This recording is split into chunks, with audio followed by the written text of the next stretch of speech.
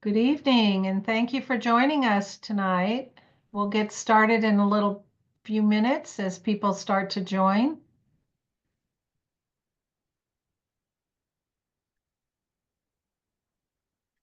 While we're waiting, if you want to go into chat and tell us a little bit about yourself, what your business is, what brings you into the Simple Steps class this evening, that would be great.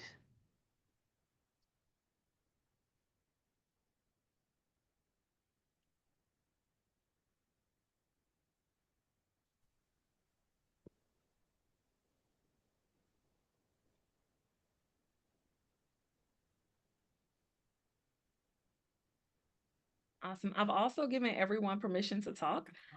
So if you are multitasking and you can't quite type, feel free to come off mute and introduce yourself.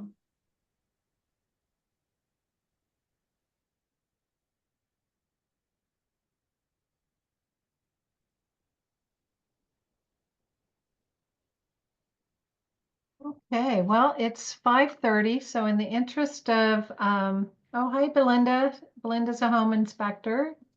Thanks for joining us tonight. All right, so we'll go ahead and get started. So we have plenty of time to get through the material and to make sure we can answer all of your questions. Hi, David. Hi, Erin. David's a psychologist. Erin's a licensed clinical social worker. Nice to meet you. So I'm Jane Valancourt. I'm the co-chairperson for the Charlotte SCORE chapter. For those of you who may not be familiar with SCORE, we are a partner of the Small Business Administration. We offer free one-on-one mentoring and also education to small businesses. So we offer things like Simple Steps. This webinar you're with us tonight to see to participate in, and we have an entire curriculum of other topics which may be helpful for small business people. So if after the webinar you think you could be helped by having a SCORE mentor, just go to score.org and sign up for a mentor. And go ahead to score.org and look up our other webinars, and hopefully we'll see you in other areas where we can help. So now I'm going to turn you over to our presenter, who's also going to introduce our presenter from the library. So Lindsay, you want to take it?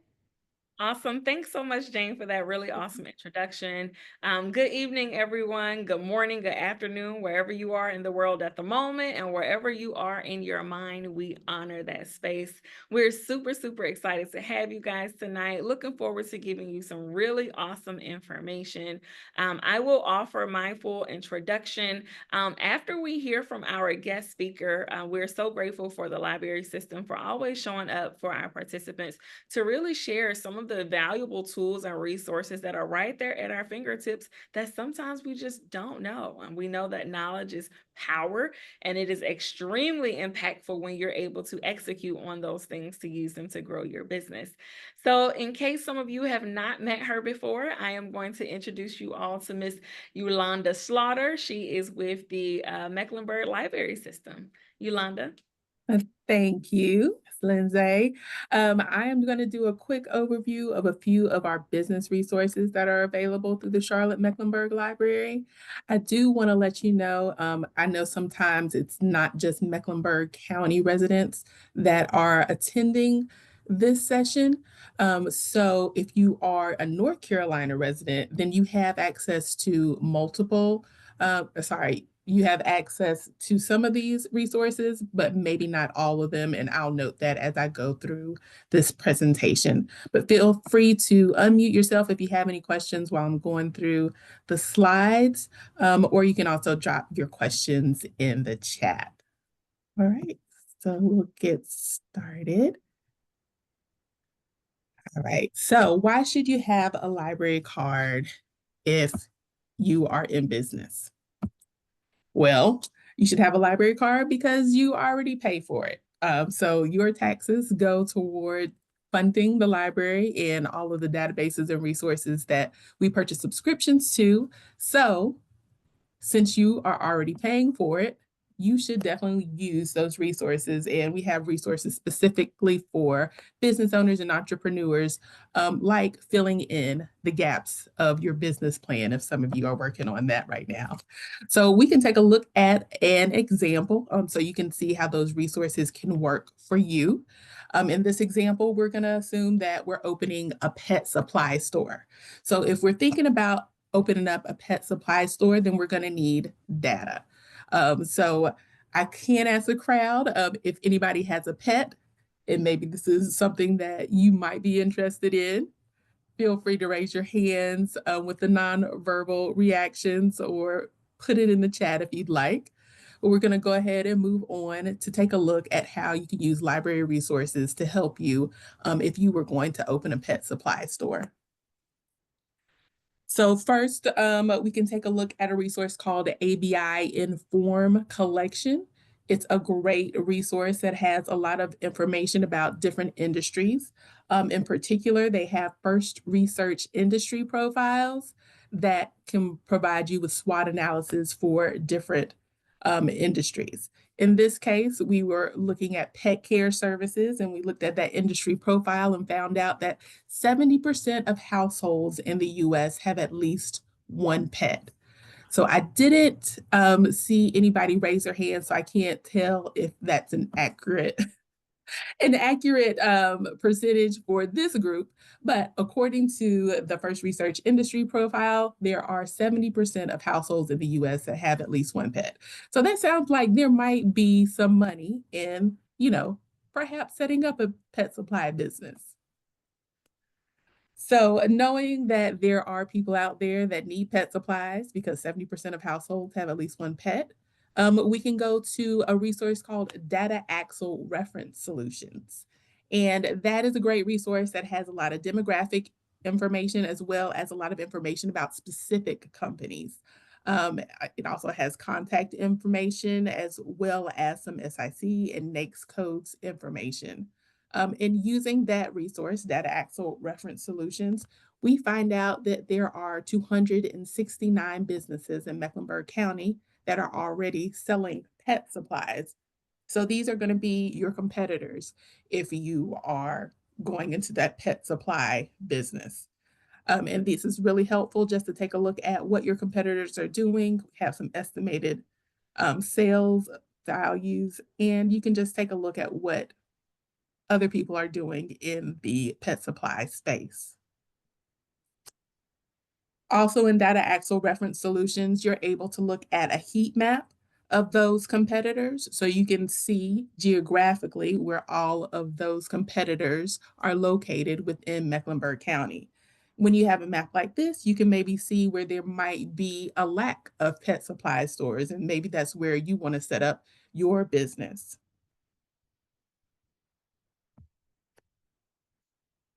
So once you find out who your competitors are, you might also want to find out who your potential customers might be. And you can do this using a resource called Simply Analytics. And this is one of those databases that might not be available to anyone outside of Mecklenburg County with your library card. But there is something called Social Explorer. We're not going to go over it today, but there is a Social Explorer resource that can provide similar information. I saw a question, is there the database for the architect or constructors? So these databases provide you general information about different industries. So depending on, like if we were using Data Axle, the resource that I showed before, you can specifically look for that related NAICS code. I don't know it off the top of my head, but I can look up that NAICS code for that industry classification, and I can find the companies that list that NAICS code for their organization. And so you can find information about a lot of different industries with these resources. So we talked about our competitors, and now we're trying to find our potential customers. So we're using Simply Analytics, and it's a great tool that has a lot of demographic, business, and marketing data. And so with Simply Analytics, I can take a look at a map that shows me, and you can see the description here, people who are buying pet supplies. So if we're looking at this map, all of the darker shaded areas tell me where people are spending the most money on pet supplies. So if I'm looking at this map, it kind of lets me know where I'm going to find potential customers and where I might possibly make the most money. Also in Simply Analytics, you can find out additional information. You can have a comparison table that allows you to see how much Mecklenburg County is spending on pet supplies versus in the whole state of North Carolina versus the entire United States. But we can see in this comparison table that in 2022, people in Mecklenburg County spent almost $500 million on pets. Okay, so it seems like there are people out there that have pets and they are definitely spending money. And in Mecklenburg County, $500 million isn't chump change. So it sounds like perhaps there's money in getting this pet supply store. So bringing all of that information together, we found out there's $500 million in sales. 70% of households in Mecklenburg County have at least one pet, right? And you have 269 competitors. So if we do a little math, it looks like per competitor, they're annually getting $1,858,000 per year. And so I feel like, I mean, I don't think one more pet supply store could hurt that, and maybe I could get a little piece of that action. So just combining all of those resources together can help you get a better picture of the space and industry in which you'd like to compete. And now looking at those maps, we have that heat map from Data Axle that's going to be on your right. And then if you look at my map from Simply Analytics, you can narrow down and focus in on specific areas of a town. And you can find those specific areas that you're thinking about setting up your business. And so you don't have to focus on the entire county of Mecklenburg, but you can focus on that specific census tract in order to make the best decision for your company. Also in Simply Analytics, as I mentioned before, there is demographic information. So if your business might be impacted by age or you have a certain target age that you'd like to reach, you can find out that information in Simply Analytics.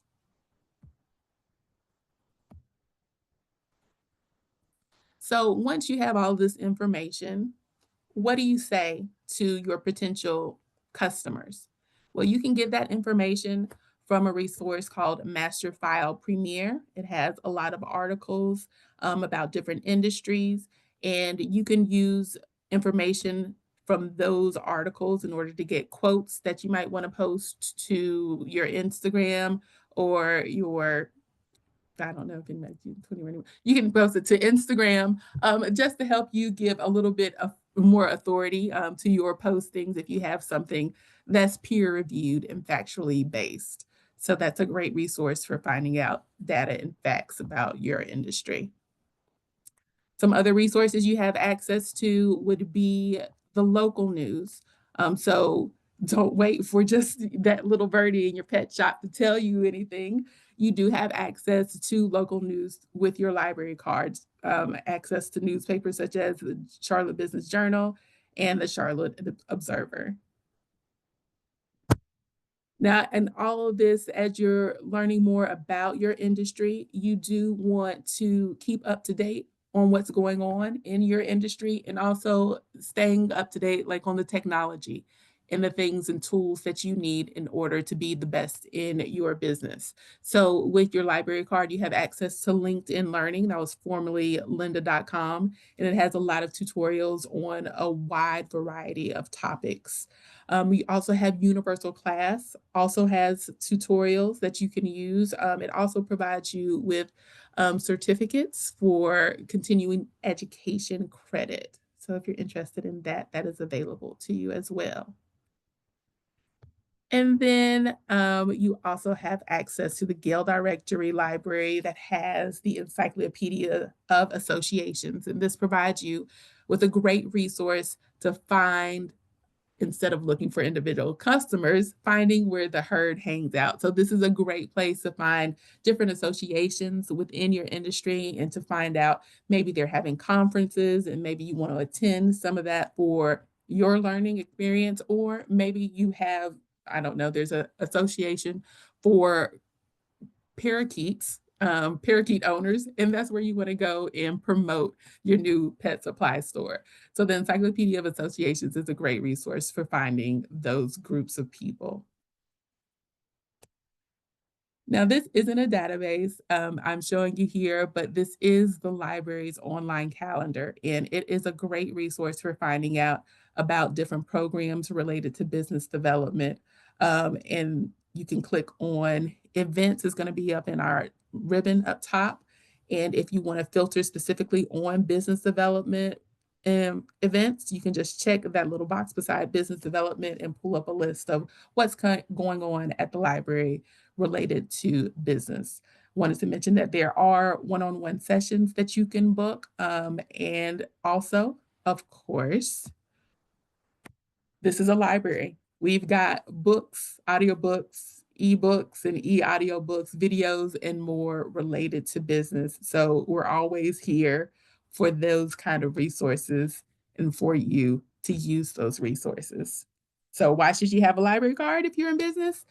Definitely to fill in the gaps for your business plan. You want to find customers. And if you're trying to say something new on your social media posts, we'd love to be able to provide you with that information.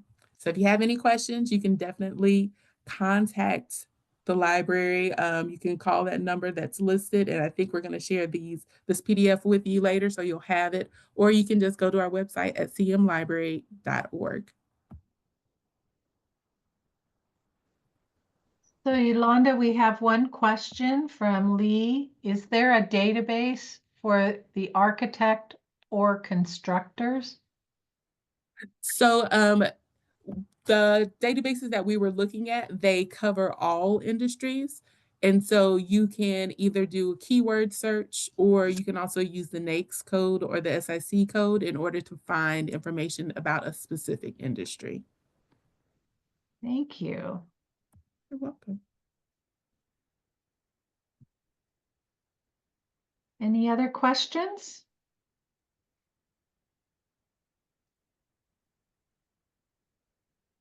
All right.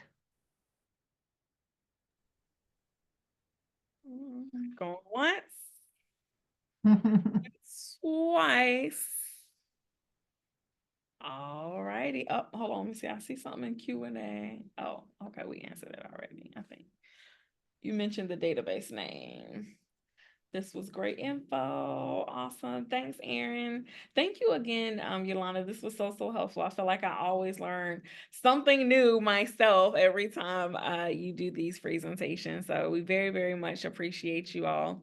And feel free, participants, if you have any additional outstanding questions, once Yolanda is gone, please don't hesitate to still let us know. We want to make sure that we're able to filter those questions out for you guys. Awesome. Thanks again, Yolanda. Please feel free. You are welcome to stay and enjoy the rest of the evening with us. But don't feel obligated. I promise you, we won't take offense. Oh, thank you for having me. And I hope to see everybody at the library soon. All right. Thank you, Yolanda. Bye. Bye.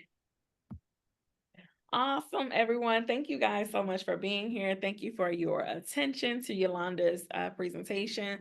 Please, please, please make sure that you utilize this information. It's extremely helpful. It's extremely necessary. And even if you find that it might not be applicable to you in this moment, definitely feel free to take the information anyway and give it to someone else, right? Each one teach one, as they say. I am going to share my screen and we are going to rock and roll with today's presentation. Before we officially get started, are there any outstanding questions potentially about SCORE, about this workshop, what to expect? No pressure. I just want to make sure that we create space before we get started. I don't see anything. Awesome. And Jane, keep me honest. If you see anything, I see, yes, there's another question. Aisha, what's your question,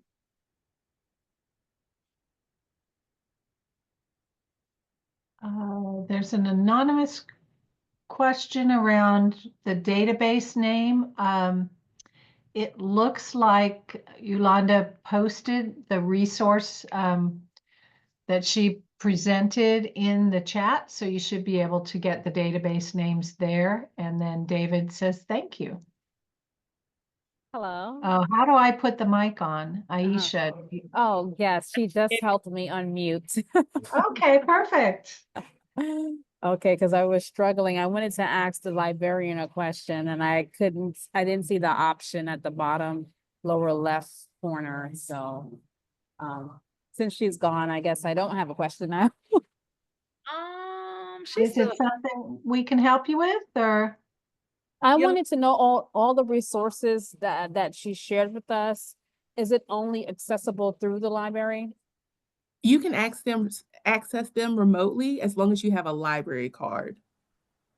Oh, as long as I have a library card. Yes. And is the library card the same as the key fob card thing? Yes. So you would have had the same number on that keychain library card as the big library card that would go in your wallet. That's the same library card number. Yep. Okay. And I just wanted to clarify because I was driving to my destination to listen to this presentation. Was the first database called Simply Analytics that she shared? That's The correct. first, Mhm. so there were 3 that I went through. The first one was ABI Inform. That was with the first ABI. research Oh, okay. industry ABI profile. Inform? Yes. Okay.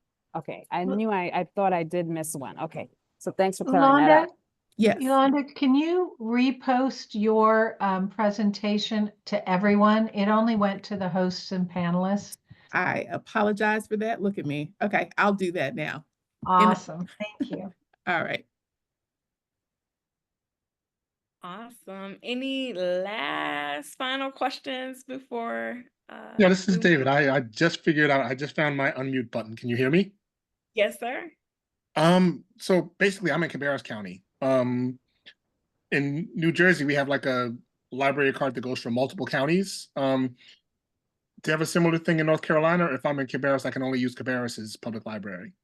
So there's a consortium, and you can get access to most of those resources through nclive.org. So most likely you can get access using your Cabarrus County library card to most of those resources, except for Simply Analytics. But instead of Simply Analytics, you can probably use Social Explorer, and it has demographic information similar to what you can find in Simply Analytics. Thank you. Really great question. Oh, great to know. All right. For real this time. Going once. Going twice. All right, we are going to rock and roll. I am going to share my screen.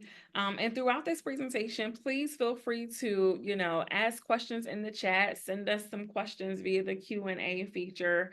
And we are going to absolutely get to all of your questions, even if we have to pause the presentation to address them. And welcome again. Am I already sharing my screen? Yes. Yes. Awesome. Fantastic. I appreciate that.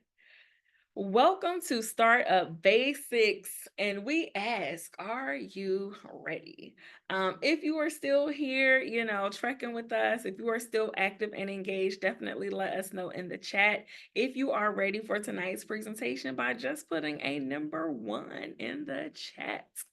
Tonight, okay, you're going to learn a little bit about the myths and realities of entrepreneurship, critical success factors in business, knowing your options, different components of business ownership, how to make it legal, business plan basics, and then we're going to talk about a self-assessment.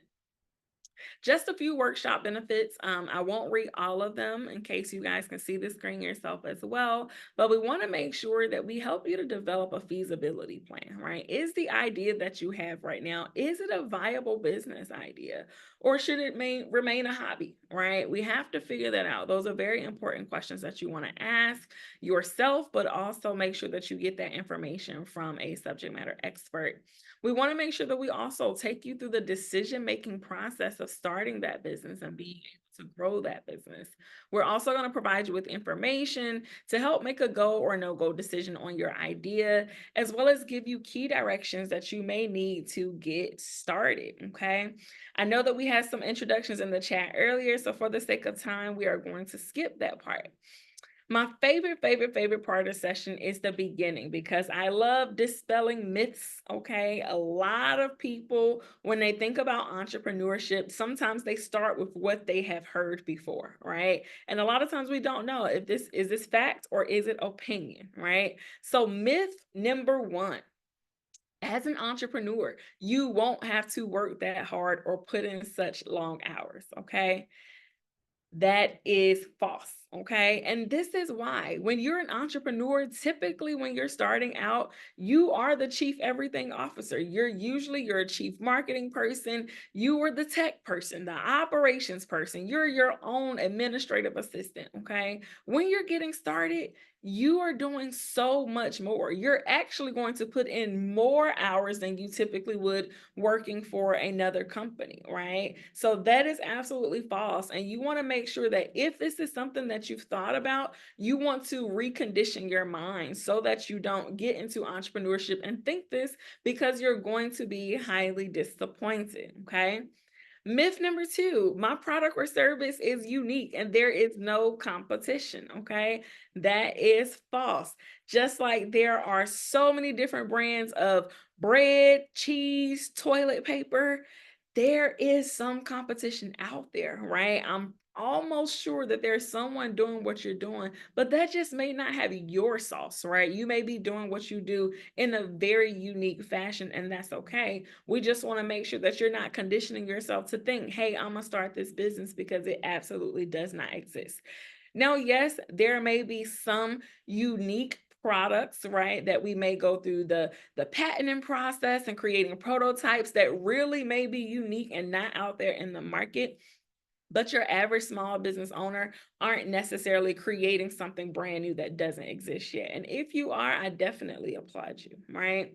You want to make sure that when you think about your potential competitors out there, you want to make sure that you're able to look at it from a holistic view, right? You don't want to look at it as, hey, they're not competition for me and I don't need to pay them any mind. You absolutely want to pay them some mind. You want to understand their pricing. You want to understand how do they reach their market? How do they reach the level of success that they have reached? Because you want to be able to apply some of those things to your business as well. We first got to acknowledge that, hey, we're in the same market and we might be doing the same or similar things.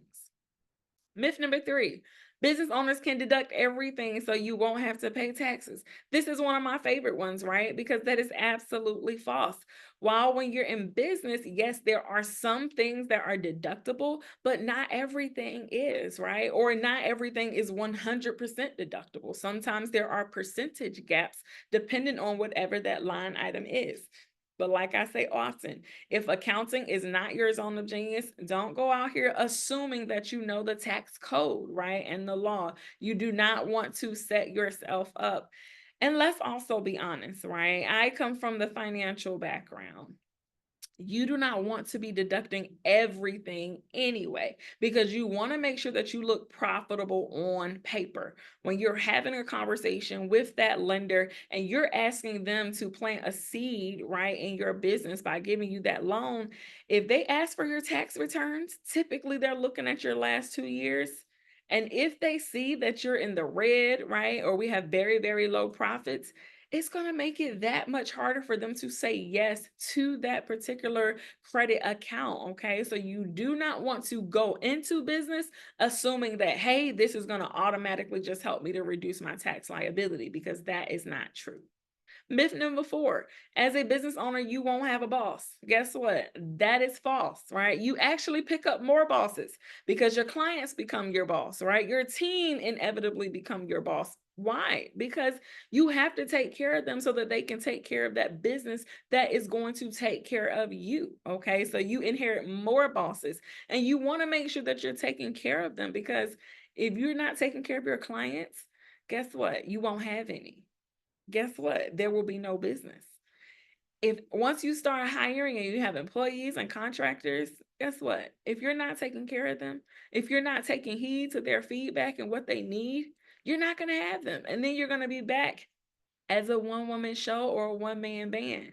And we don't want that, right? Because it is not sustainable to be solo in business forever, okay? Myth number 5, business owners get to do whatever they want to do.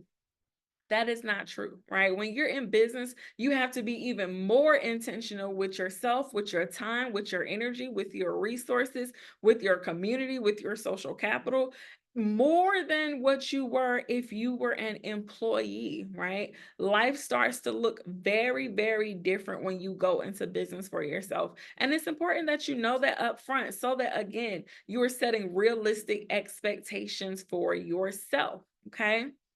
Another thing that is super, super important is the reality. What are the facts? Okay. Proper planning in business is key. It is mandatory. Okay. Usually, right, after 2 years in business, you see about 24% of those entrepreneurs who fail after just 2 years, right? And this is according to the Bureau of Labor Statistics.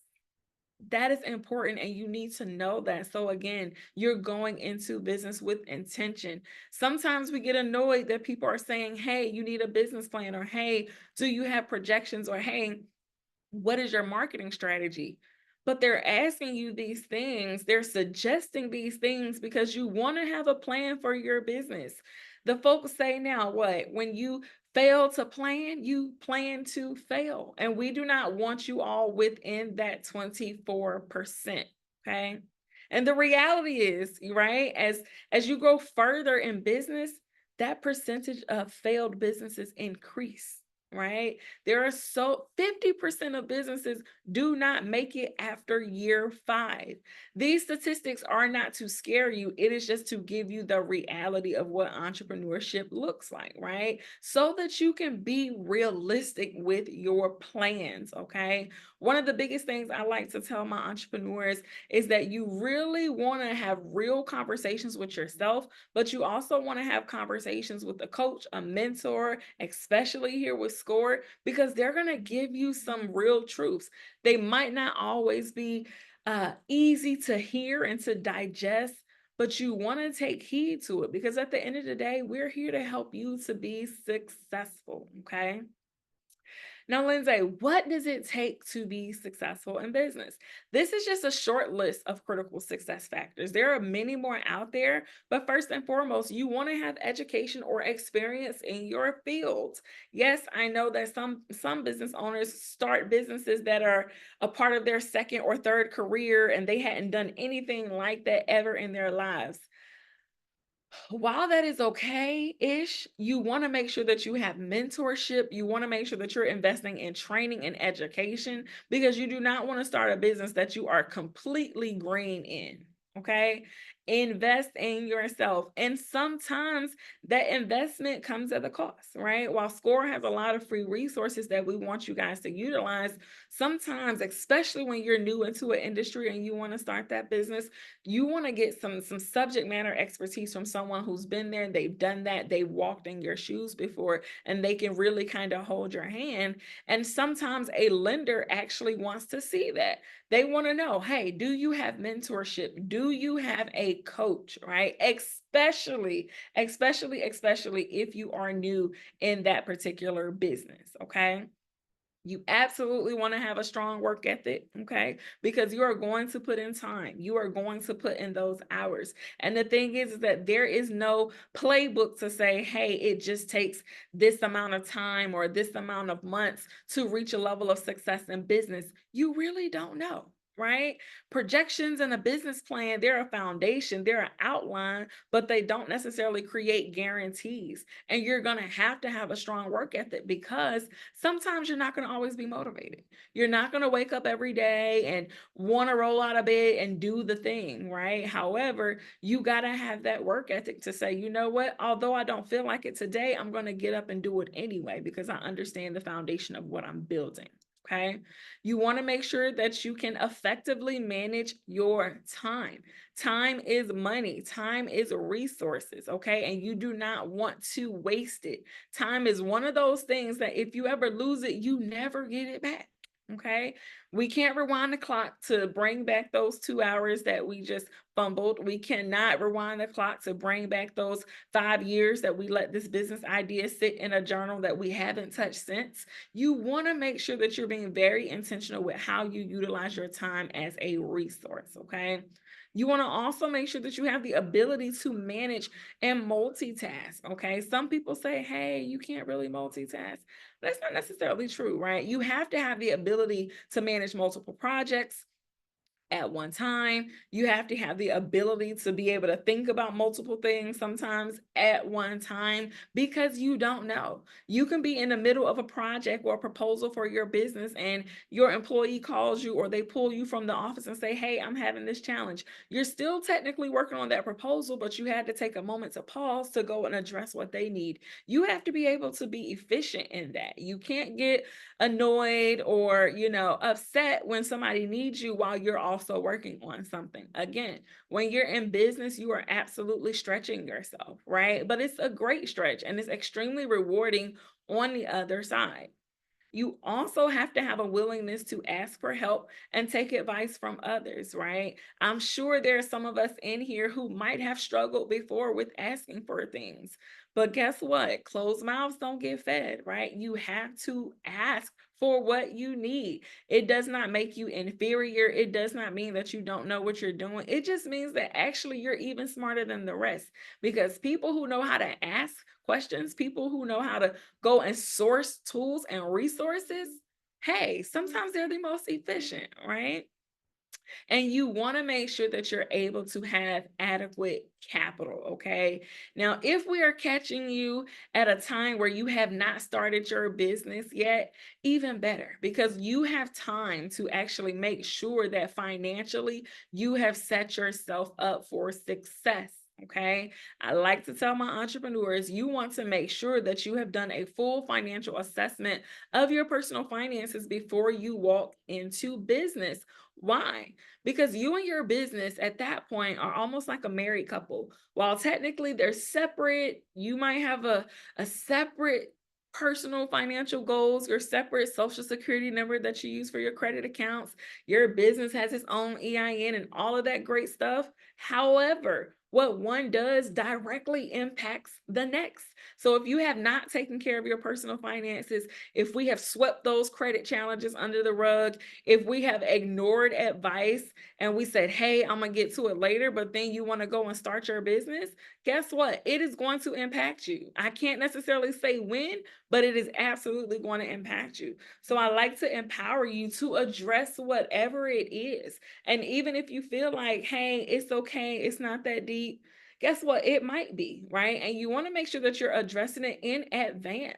So now that we're having this conversation, I want you guys to start thinking about, what does my financial picture look like? What do I look like financially, personally on paper, especially as a startup, okay? Because even if you go and apply for capital and the business isn't making any money yet, and that lender says, hey, I want to consider a credit card for you, guess what? They're looking at your personal finances. So you want to make sure that you can give yourself a clean slate so that you can give your business an opportunity to thrive, okay? I like to say often, you can choose to either be an asset to your business or a liability into your business. And lenders know, right? They absolutely know that how you take care of your personal finances will usually mirror and reflect itself in your business, okay? I'm always going to deliver information with love, but I mean it. I want you guys to take care of your personal finances because you are important. Yes, that business is important, but you are too. Now, when we think about, right, resources, when we think about essential considerations, right, do you have the appropriate finances up front to pay for those tools and those equipments, right? Do you have the resources to make those improvements, right, to this space that you might be getting a lease for? Can you get your permits and your licenses and the professional fees, right, your inventory? Do we have the means to take care of those things? Do we have a startup fund that is sitting there ready for you to start that business? If you don't, guess what? That is okay. However, I want you to start putting those pieces together.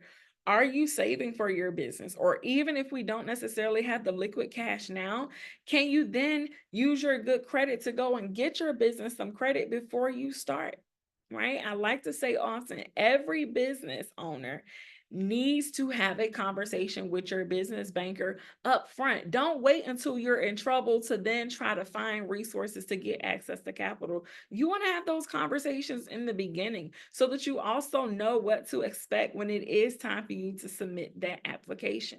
And if you don't know how much you need, or if you don't know how much funding it takes for you to start that business and to maintain it, then I need you to go back to the basics and work on that startup business budget. You want to make sure that you know your numbers so that you can have an effective and an intentional conversation with your banker, okay? It is extremely, extremely important. Do you have, right, the monthly cost of living considered, right, in your financials, right? Where can we cut back? Where can we create a small sacrifice so that we can then use those additional resources for your business? Do you have a lot of personal debt? If so, how can we attack that? Because you cannot confidently have a conversation with the lender and say, hey, yes, I know I got a lot of personal debt that I'm struggling paying down, but I promise you I'm gonna manage this business that well. You're not, right? No matter how much we think we are, we have to be honest with ourselves. So you want to make sure that you're addressing those things. What does your savings look like? Do you even have an emergency fund for you personally? And if you don't, we might need to consider, what does that really look like for you? And what does that need to look like in order for you to be successful in business? Okay. Then you want to absolutely know your options. Okay. Starting a business, I always say, it is not for the faint at heart, and it is not always rosy, okay? While there are some advantages, there are some disadvantages too, right? Some of the advantages of starting that business is not being hampered by previous reputation or technologies from an existing business. You get to choose your own location, your name and your logo. You get to build those fresh relationships. You get to explore those new markets and directions when you are starting a brand new business, okay? But also, there are some disadvantages with starting from scratch, with building from the bottom. You don't have an existing customer base, right? You have to go out there and create those fresh relationships. Obviously, we know you are absolutely taking a bigger risk when you are starting from scratch. It's okay, but you have to acknowledge that these things exist, okay? Again, not to frighten you, but more so to inform you. And again, another disadvantage is that you don't really have a proven track record, right? So sometimes that can present a level of difficulty when it comes to financing, because you're asking this institution for funds for this business that has never performed or doesn't have a portfolio, Okay. And there are lenders out there, right, who will absolutely take care of you as a startup, but you just want to think holistically, right, in general. Now, another option, right, for business ownership is being able to buy an existing business. Every business owner does not have to start from the bottom and start from scratch. You can walk into a profitable business, right? And when we think about some of those advantages and disadvantages, they look a little bit differently. When you're walking into an existing business, you have to think about, right, the fact that you'll have an established clientele, you'll have some suppliers that already knows the business, and especially if you're operating a brick and mortar, it already has a location, right? Those are huge bonuses. Another thing, right, is that the quality and the quantity of that business is important, and you will have that. You'll be walking into something that has already been successful. Because before any seller, a business owner attempts to sell their business, they have to do a business evaluation to make sure that it is even profitable in the first place. So you're already walking into a proven formula, okay? You also have the opportunity to review those financial records. Now, sometimes a seller might not want to show their financials until you have a letter of intent already in, you have signed NDAs. However, you absolutely want to ask for them. And I like to tell people, you want to ask for at least 3 years of financials so that you can really see what you're getting yourself into. And what'll be even better is if you build a relationship with the accountant, right, who is working in that business, okay? And again, because that business will have a track record, sometimes it's easier to obtain financing. There are absolutely lending products that are out there for you to go and buy another business, okay? But just like anything, there are some disadvantages, okay? Sometimes there can be some hidden issues that you don't see or know until you've lifted up the hood. It could be debt, it could be poor reputation, it could be, people's loyalty to the previous owner. You might have some out-of-date inventory or even some transfer issues, right? Does the business even have a good reputation in the first place? Has there been anything that happened with that business that might have caused some reputational damage that you then have to come in and play cleanup, right? You want to know those things. Is your inventory obsolete? Are they selling you? Are they charging you, right, in the fee for the inventory, and then the inventory may be obsolete, right? Because how many business owners really, when they're purchasing a business, say, hey, let me look at the dates on this inventory, or hey, let me even see if this inventory is still usable. A lot of times they don't do that, right? They think it's a win that, hey, it's coming with inventory, but you want to make sure that your inventory is viable, okay? Will you have an employee issue? That's the big one, because sometimes you don't know, not sometimes, most of the times, you don't really know the employees that are already there within that business. So a lot of times you don't know their history. You might not have access to their employee file to see if there were any PIPs, if they had any known challenges with clients. Sometimes you just won't know until you're in it, right? But also, there is no guarantee that success will continue. I know that we have seen businesses that have transitioned management, and then shortly after, they've closed their doors because of some things that they might not have even known was going to be a potential issue. So it's so important that you do your due diligence. However you start your business and however you desire to start it, you still want to do your due diligence, okay?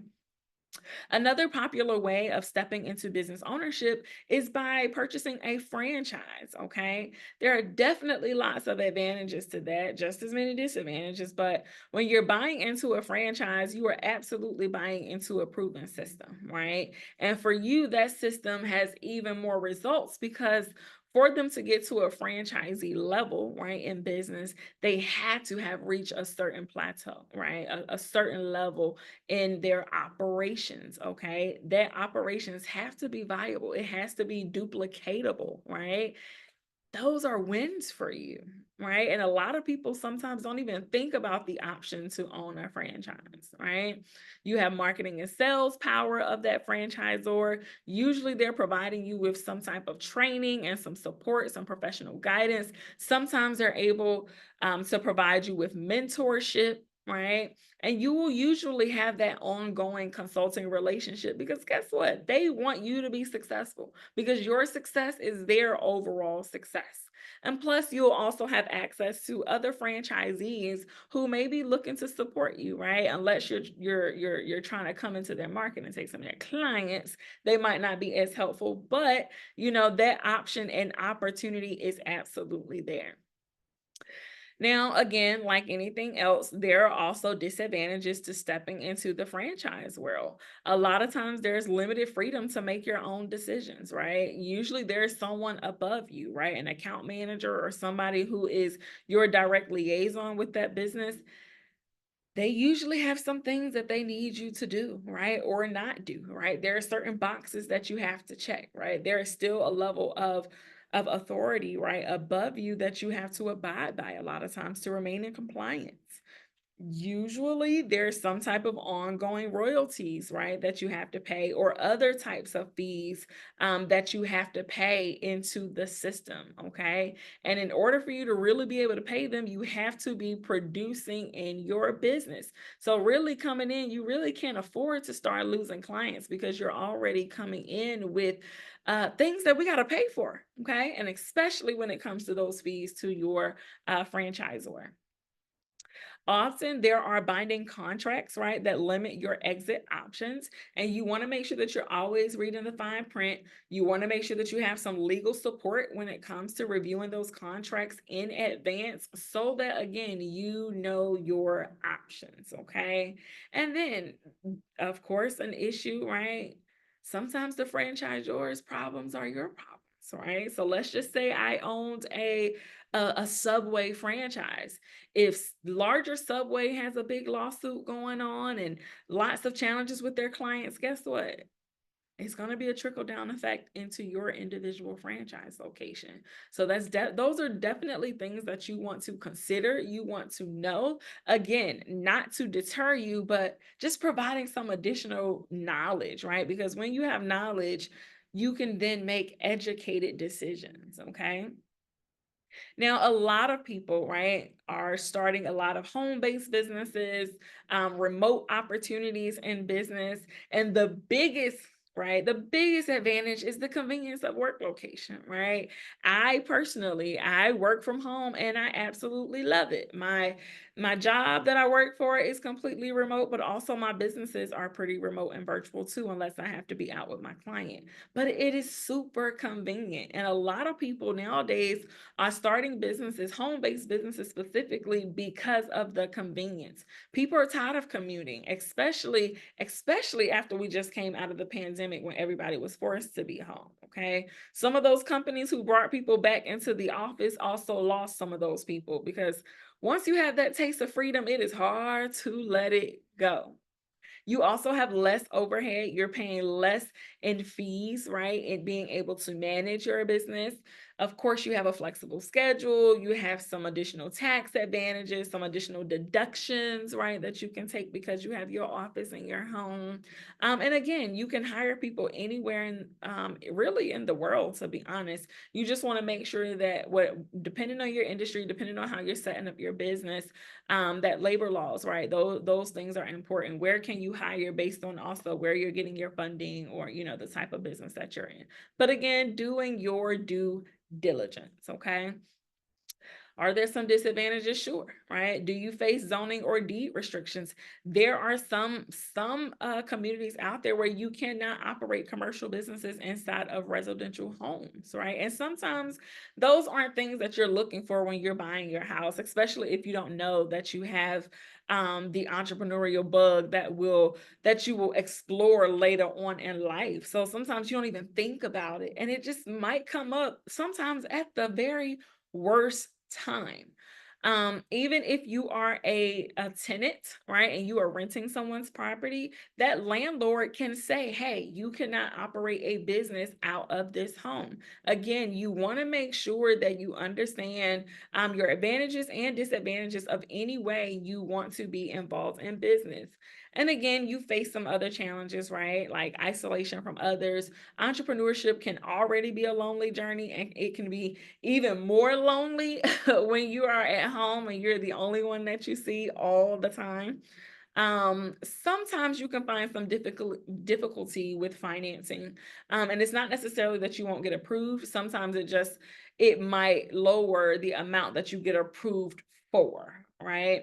I always tell my clients, even if you are virtual and you're working from home, get you a commercial address, right? You have a number of co-working spaces out there who have mailing options. You also have some online opportunities like Regis, where you can get a commercial address but still be operating from home, right? I use a co-working space in a commercial building that's also in an opportunity zone for my business address, and it works out perfectly for me. But also too, you do face family distractions. If you have kids, you have pets who need to be walked. If you have a spouse that also works from home, guess what? You will be distracted from time to time. You have to be very intentional with setting your boundaries, and setting boundaries doesn't always feel good, especially when you have to do that with your family. But guess what? When you're starting that business, when you're operating in business, you want to make sure that you can do it and do it well, so that that business can at some point take care of you and your family. Next up, my nonprofit people. Okay, nonprofits are awesome. They have advantages and disadvantages as well, right? The biggest one is being able to apply for lots of grants, and for you to allow those grantors to, have that bonus, right, of being able to write off those contributions to your organizations. You have protection, right, from liability for your directors and your employees. And you can also pay salaries to your employees and consultant fees for your contractors, right? Now, while you can do that with other entities, it's an important element when you are thinking about nonprofits. And again, a couple of disadvantages, right, is that you got to apply, but you also have to qualify to be a 501c3 and to get your sales tax exemption status. Okay. Sometimes that can take a little while. Sometimes it can be discouraging, but that's all right. Another one, all profits must remain in the organization. If you go out there and get this $1 million grant, guess what? That grant belongs to your organization. Okay. It's very different if you are and like if you versus having an actual business, right? An LLC or a corporation, where you can filter your income a little bit differently, a lot differently, actually. You also must focus on charitable purposes, right? Who are you serving? What are your benefactors, right? What is the purpose of this organization, right? And what are the ideal outcomes for the people that you are serving through this organization? Really important. Another thing that's not up here, right, is thinking about your board of directors. That's really one of those things that could be 50-50. It could be an advantage, right, to have a great board who can provide resources and tool and time and energy to that organization. But it also can be a disadvantage if you have board members who are not active, who are not beneficial to the organization, or who get to a point and say, hey, we don't even want you anymore running the organization. We're going to vote you out and bring someone in, right? Those are those uncomfortable things that we have to think about, right? But again, knowledge is power. And once you have the knowledge, you can then make an educated decision, okay? E-commerce is super, super, super popular, okay? There are, quite a few advantages like lower startup costs, being able to, grow your consumer base online, being able to reach anybody geographically through that business, the convenience and accessibility for customers to shop 24/7.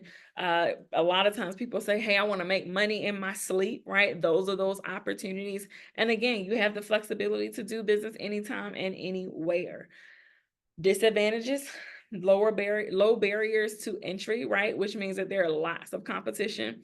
There are so many people who have online businesses who also struggle because they don't have a market presence or they don't have a level of brand awareness, right? They don't already have a client base, because you have to work for that, or you have to pay for that via your marketing efforts and ads and sponsorships and all types of things.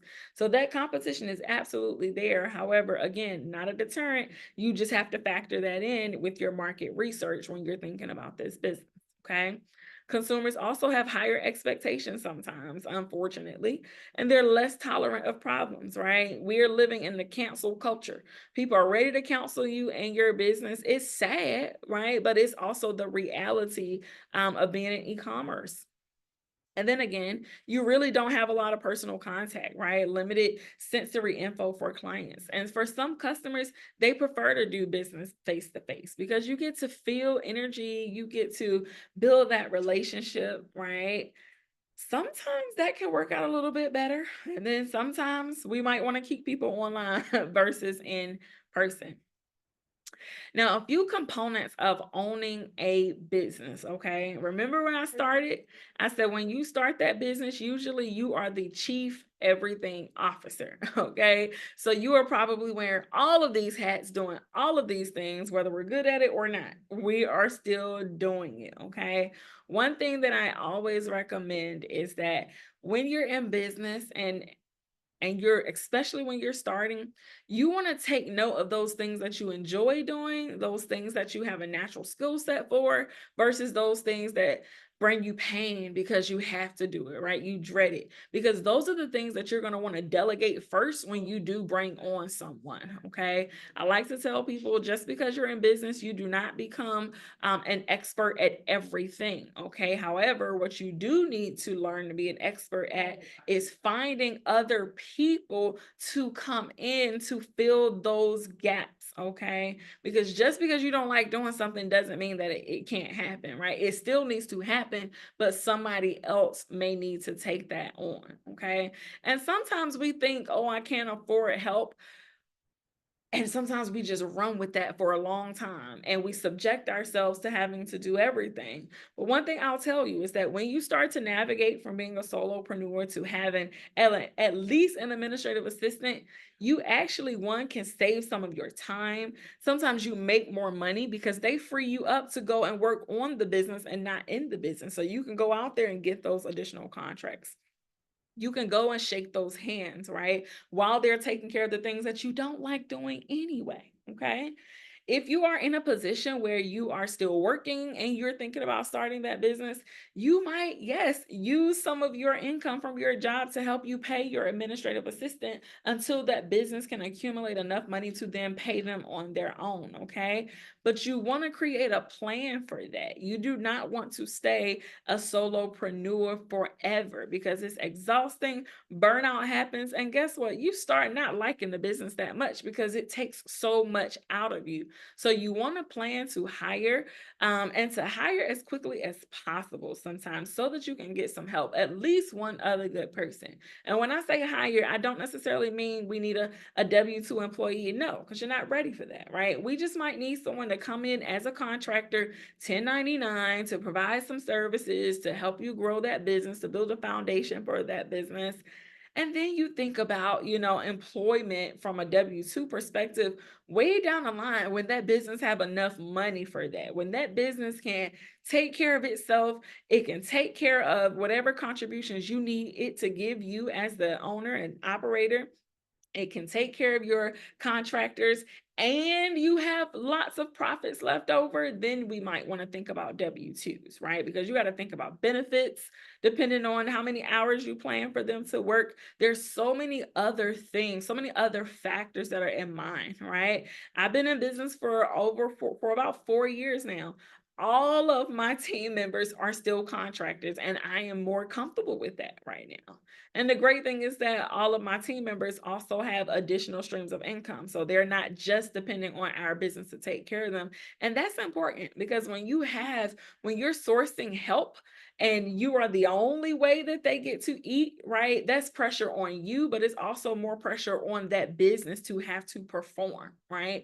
But the same thing with you. If you quit your job too soon to say, hey, I'm leaving my job to go and start this business and I'm going to make my salary back in year one, might have to pump your brakes a little bit, because that business needs to take care of itself before it can start taking care of you, right? That business needs to be able to meet all of its regular expenses. That business needs to start creating its own emergency fund, because your business will have emergencies too, before you can start taking away a salary. So many entrepreneurs are so quick to, oh, I want to pay myself, pay myself, pay myself. But guess what? Sometimes you limit your business's ability to grow when we're taking money too fast and too soon, okay? You want to be very intentional about when you decide that you're going to take an owner's draw, right? Or a salary from your business. Truthfully, you want to make sure that you can take care of yourself outside of your business when you're starting a business, because you want to give your business time to grow. I like to think of the analogy as a child. When you have a new baby, it's no way you can depend on that newborn baby to take care of you. And even when that baby gets 1, 2, you still can't depend on that baby to take care of you, right? Your business is like a baby. When you're starting, that business needs you to do everything for it. And then as it grows, it creates a little bit of level of independence for it. But guess what? It still needs you to guide it.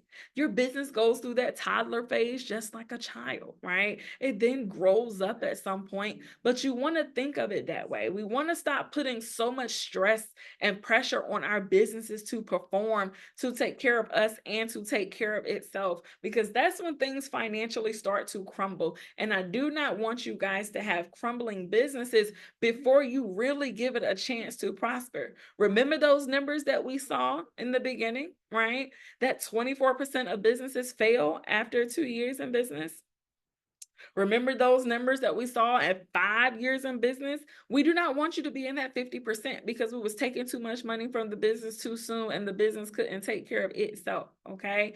You want to make sure that you are doing your part. You want to do your due diligence.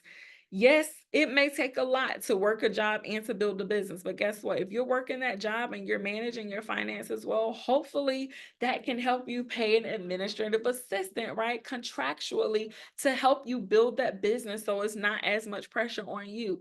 Even if you need to survive from your regular day job and then you allow the business income to take care of your administration and to take care of itself, the business, that is okay. You're not losing anything. You have to think about the big vision and where you're going, okay? That is super important, okay? Because financial stress is a real thing. You absolutely want to think about marketing, right? What are those strategies, right, that you're going to put in place to help build your brand and help to draw awareness to your business? I don't care if you have the most amazing business there is. Guess what? If people don't know about it, you're still not going to make any money. It is so important that you are confident in your business and your idea, that you can start putting yourself out there, okay? There are different ways to market your business. You don't necessarily have to do what everybody else doing. You might not be a TikToker. You might not be a person who loves Instagram. But the important thing is do you know your target audience, and do you know where they are? How do you find them? You want to market to where your people are, right?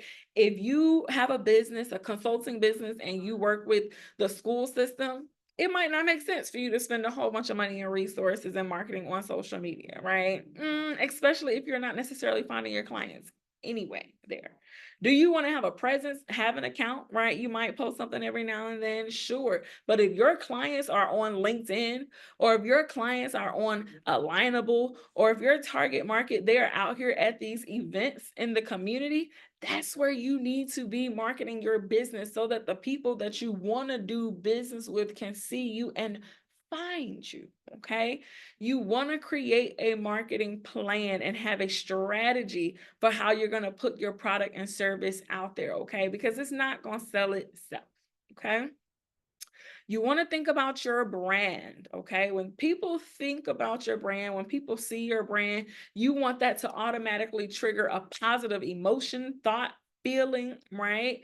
When we see that check mark, we already know it's what? Nike, just do it, right? When we see that bit in Apple, we already know that's an Apple product somewhere. You want to build such a strong brand for yourself that when people see your logo, they already know that you are present and in the building. But that takes time, and it takes lots and lots and lots of repetition. Okay.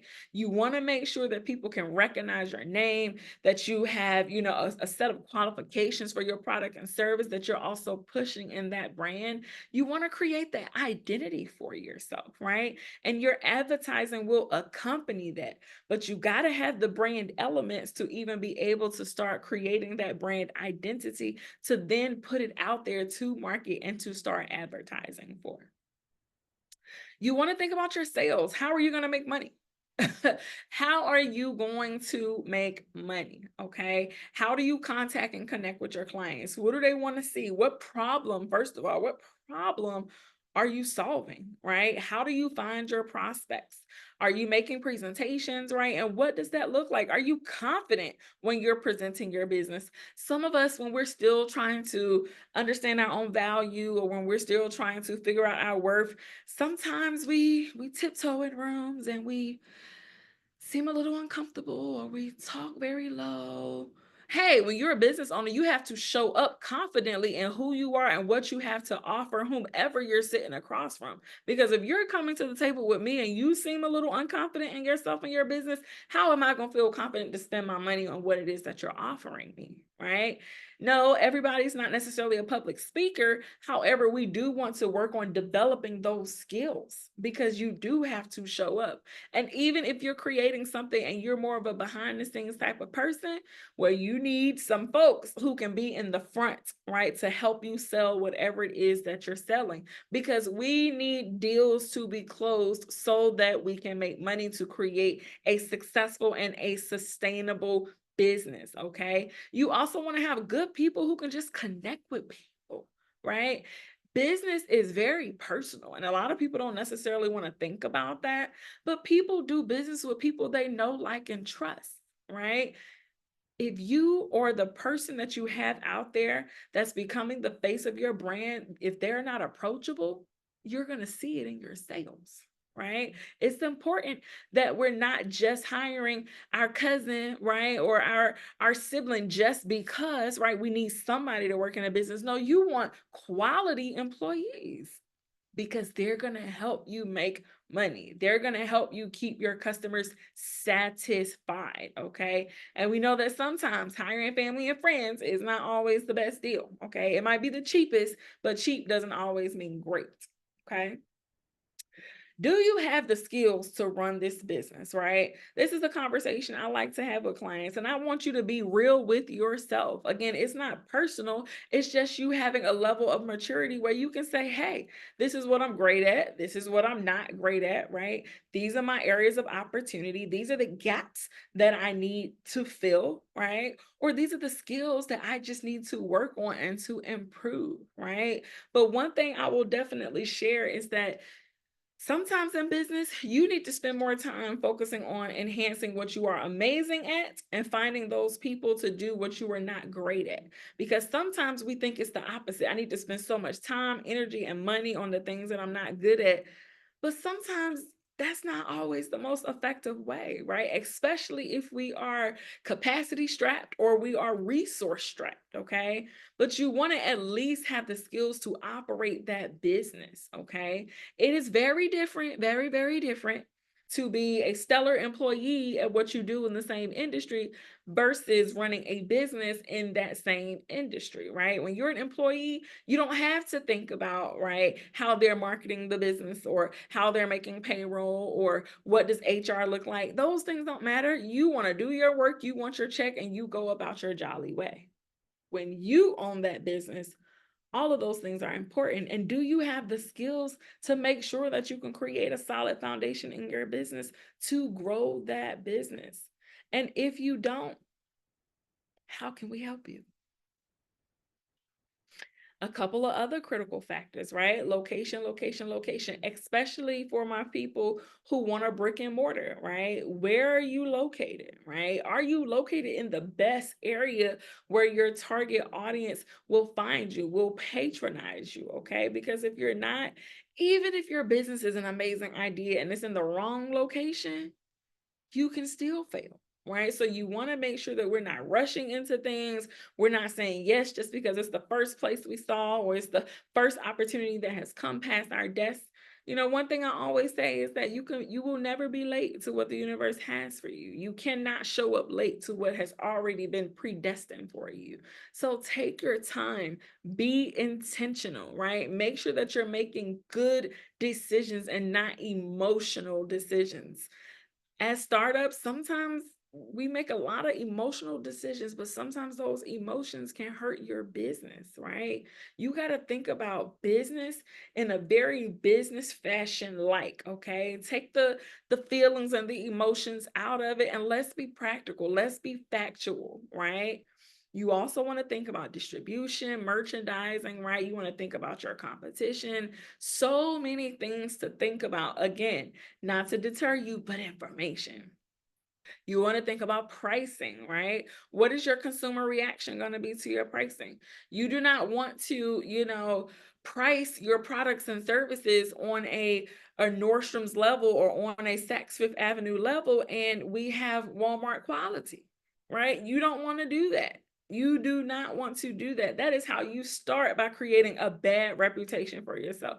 Overpricing. But you also, right, want to understand the value of whatever it is that you're offering. And you want to make sure we're not putting Dollar Tree prices on Target quality, right? You want to make sure that you understand, because sometimes people will say, oh, that's too high, I'll pass. Or some people will say, that's too low, something has to be wrong with the I'll pass as well. You want to make sure that you're doing your due diligence on pricing your products and your services effectively. It is super important, because also too, if you're not making enough money in the business, there won't be any business. So we have to be intentional about those things, okay? In your market research, when you're finding your competitors out there, you want to see where their price points are. You don't necessarily want to be the highest thing in the market, but you also don't necessarily want to be the lowest thing in the market either. Sometimes, just depends on where you start. Your sales price might be the lowest at the time, right? So that you can get the people in. But sometimes too low is also unattractive. So you want to find yourself in a nice sweet spot. Do you figure all this out overnight? No, you don't, right? Due diligence, due diligence, due diligence, market research, okay? You want to make sure, right, as we are doing that research, you want to assess everything about your competitor, especially if they are successful, right? They've been around for a while, they have a great reputation, they seem to be profitable. Granted, you never really know what things are on the inside. You can only go off of what you see on the outside, right? And most of the time, your competitors are not going to just voluntarily tell you, hey, yes, we're making XYZ. You might find some that are pretty great, but most of the time you won't.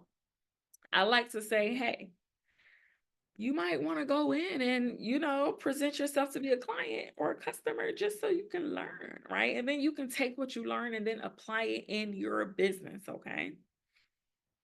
Now we got to make it legal. Lindsay, my business is valuable. I am confident in my idea. I am ready to go. Which direction are you looking for? Okay. Most people typically start out as a sole proprietor, but then again, you have a lot of people who don't. They say, hey, I already know where I want the future of this business to go. I'm going to start as an LLC, or I'm going to start as a corporation, or me and my partner are doing X. We're going to establish this limited liability partnership, right?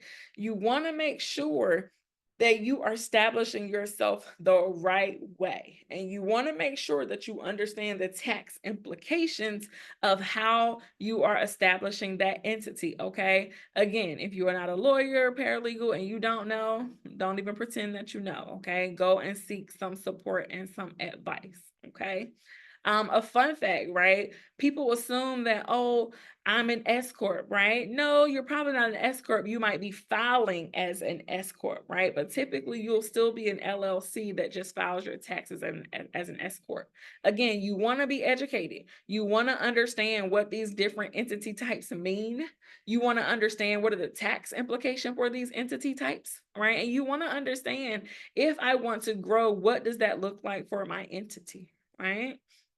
Another thing, it's not here, but you want to think about the succession plan, right, of that business. So when you think long term, when you are no longer here to operate this business, what's going to be the best entity for it to have some longevity? Or do you just want to dissolve it when you're not here? Those are important conversations. And I like to say you want to start with the end in mind. Okay. A lot of times, when we're thinking about recommendations, keep it simple. Keep it simple. You can start off as a sole proprietor or partnership, but a lot of times we start off as an LLC, that limited liability corporation, okay? Or when you start filing as an S corp. I typically usually, and again, I'm not an accountant, this is not accounting advice, okay? This is just information. We usually, before you start filing your taxes as an S corporation, you usually want to reach a level of profitability at a certain point before you start doing that. It does save you money when it comes to self-employment tax, because when you're just a standard LLC, all of your funds, it's a pass-through entity. So everything kind of floats through you and your personal finances, and you do pay more money in self-employment taxes. A lot of people try to avoid that when they transition into an S corp, and you can then actually give yourself a real salary and be W-2 in your business. But you don't want to do that until your business has built a solid foundation. It has some funding, it has some profitability on the other side of things, right? So that we have a track record of that. You want to make sure that you understand your government regulations, right? What are the business licenses that you need to operate? What does the approval process look like? How long is it going to take? What are those labor laws, immigration laws, IRS and Social Security withholding and payments? You want to know those things. No, you're not going to be an expert, okay? But you at least want to have a baseline knowledge. You at least want to have a conversation or 2 or 3 or 4 to understand what you need to know so that you can, again, run that business effectively, because you don't want to find yourself in trouble just because you didn't know. You absolutely want to make sure that you are considering your insurance, right? Property insurance, liability insurance, on your motor vehicle or umbrella. Just depending on where you are in business and what it is that you're aiming for, you just want to make sure that you are protected, okay? If you have never heard of the BAIL acronym, I need everybody to write it down and drill it in your ears so that you don't forget it, okay? BAIL, B-A-I-L. You absolutely want to have your banker, right? That business banker who gets to know you, you get to know them, right? Even if you're not ready for lending, you still want to have that relationship. Your accountant, right? Because a lot of us, we are not experts in tax law, right? So you want to have an accountant, people who know the tax code, who can help you with your financials. You want to have your insurance agent, okay? So that they can make sure that you are covered. You do not want to leave yourself out here unprotected, okay? That L is your lawyer. You want to have an attorney close by that you can pick up the phone and call, okay? We might not be ready to have an attorney on retainer, but what you do want to at least have is a partner that you can pick up the phone and call and say, hey, I have this challenge. I need your support, right? And then you may pay as you go. You want to have your BAIL team, okay? They're going to help support you in growing your business. Ultimately, they work for you, right? And you want to make sure that you have great ones who have an understanding of who you are, who have an understanding of your industry and what your needs are, okay? Business plan basics. So when we really think about your business plan, okay, we want to think about, what do we want to show or express to people who may be reading this plan? Okay, how do we want to create it? How do we want to articulate what's in our head and put it on paper for somebody else to understand? Okay, it really kind of just helps to encourage an objective view, right? Whether a person knows you or not, or knows your skill set or not, you want them to be able to read your business plan and to create the visual behind the vision that you have created with your business plan. And it really does become a foundational tool for how you operate your business. I like to say often that your business plan is not a one-time thing. You do it once, you put it on the shelf and you don't touch it again. Your business plan is a living and breathing document. You want to update it. You want to make effective changes. As you have wins in your business, you want to document those successes. As you have, changes and products and services and your approach, you want to also make sure that you are updating that information too. Super, super, super important, okay? You want to be able to give someone your business plan, and even if they have never met you before or never seen your work, that they can say, you know what, that sounds like a good idea. And sometimes it takes work. You might edit your business plan 5 gazillion times before you have one that's like, okay, this is the one that we're using right now in this season, okay? Just like everything else in your life, you want to touch it, you want to address it, you want to make sure that it's still applicable to where you are and who you are. Because the reality is sometimes you start a business and you change, right? You change, the information change, and you want to make sure that it is up to speed. Now, when we think about your business plan contents, okay, we want to make sure that it has a table of contents to express what's in there. You want to make sure it has an effective executive summary, and you want to break down the sections, right? The business, your financials. You want to have some supporting data, okay? This business plan, usually, especially as a startup, it is what you're going to use to help go and get you funding. So you want to make sure that it actually tells a story, okay? I mentioned it earlier. I forgot it was in the slide. Your bail team is just in a different order, right? You want your banker, your lawyer, your accountant, your insurance agent, and you absolutely want your business mentor, okay? Guess what? You guys are in the right place because you can find mentorship here with SCORE, and it is complimentary, okay? You absolutely need that. And I say often, right? It doesn't matter how far you get in business, you always want to have a coach or a mentor that you can rely on, that you can pick up the phone and call, okay? Even our seasoned entrepreneurs from these big businesses that we see, I promise you, those CEOs have a mentor or a coach somewhere, right? The coach always needs a coach too. Now, a little bit about your small business self-assessment, okay? I want you to really think, and we're not going to do it now, right, for the essence of time, but I want you to go home as a part of your homework. I want you to have a real conversation with yourself and talk about what are those strengths, right, that you have that you are bringing to your business, right? What are those areas that we need a little bit of work on, right? So that we can identify the gaps, the holes that need to be filled, so that we can then, guess what, have a conversation with our SCORE mentor and tell them where we need the most support, right? We have lots and lots and lots of experts who want to help you, okay? They have been executives, they have been business owners themselves, and they are here to provide guidance again, and it doesn't cost you a dime. It is a beautiful thing. We beg you, right, to utilize those resources to help you grow your business. Because when you're able to shrink that learning curve, sometimes you're able to grow just a little bit faster. If there are mistakes you can avoid, we want to avoid them if we can. But we have to be willing to have a mentor, and we have to be willing to say, hey, this is a weakness of mine. Hey, this is an area of opportunity that I have in my business. Hey, I need some support. It is okay for you to need help. That's why programs like SCORE has been designed to make sure that you can get the assistance that you need. I know that was a ton of information. I went through it as efficiently as I could without overwhelming you, but I want you guys to take a screenshot of this, okay? This is that small business readiness self-assessment, right? And the conversation with yourself is going to go deeper. I hope it does. And you're gonna constantly be assessing yourself to see where you are. But you want to think about your idea feasibility, right? Your market identification, the implementation, the funding, the personal readiness.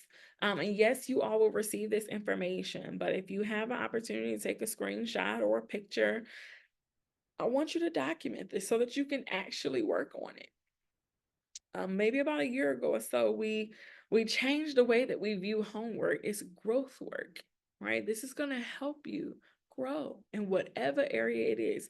It might even help you say, you know what, not this idea. And that is still a level of growth, right? We have to change how we look at growth, how we look at success and whatever it is that we are doing. As we prepare to close out for this evening, I want you to also think about some additional growth work, okay? If you already have a business idea and you're confident in it, do you have a vision statement? Right? If not, I want you to create one. What is the overall purpose of your business? Right? If you had the opportunity to sit in front of an investor, someone who says, "Hey, I have a blank check and I want to write it for you today." How are you going to articulate what it is that you do, how you do what you do, and why you do what you do? That is so important. How do you describe your product and your service? Can you explain what's important to your business, the values that your business lives by? You want to make sure that you know this, that you can articulate this, so that you don't have to be surprised when your opportunities come. We just had a pitch competition recently, and a number of our SCORE mentees were able to pitch for real funding. But guess what? You gotta have a great understanding of your business to confidently pitch it in front of somebody. So I really want you guys to be very intentional with what you do and how you do it after we leave this session, because knowledge is power. A good friend of mine told me about 5 years ago. She said, "Lindsay, way too often we are information rich and execution poor. We attend the webinars, we get the information, we join the cohorts, we get the coach. But what next? What are you going to do with that information?" So I am counting on you all to do something with what you have learned. I am counting on you to execute on that vision, on that dream, but make a plan first. Do your due diligence first, right? So that you can make sure that you are moving through a viable plan. And I'm even here to give some encouragement. Even if this is your second business idea, or even if you do start this business and it doesn't work out, guess what? That still does not dictate your self-worth. You are still amazing, you are still awesome, and you still have so many great talents and gifts to offer this world. And I hope that SCORE can help support you with that. Any questions, comments, concerns before we wrap up this evening?